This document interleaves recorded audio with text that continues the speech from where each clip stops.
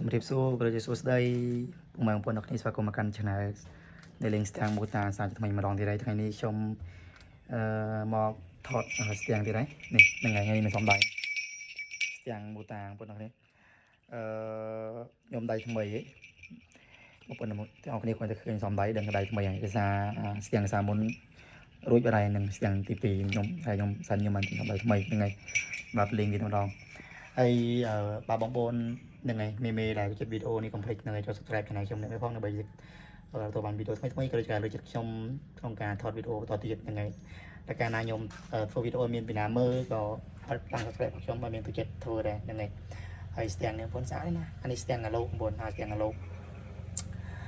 ហើយស្ទាំងអាឡូនេះ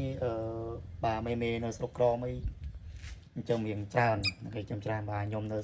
ខាងភូមិភាគឦសានខាងស្រុកលើនេះហ្នឹងហើយខាងស្ទឹងត្រែងខ្ញុំនៅស្ទឹងត្រែងអត់មានបណ្ដាញចំទេហ្នឹងហើយហើយខ្ញុំនិយាយថាមានបណ្ដាញចំដោយសារអត់មានណាស្គាល់ទេស្ទាំង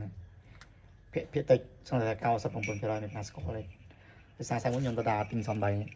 ស្ទឹងត្រែងគេអត់ស្គាល់ផងអញ្ចឹងយើងកំពុងធ្វើអនឡាញទេហ្នឹងហើយហើយស្គមថាមានគ្រប់ត្រូល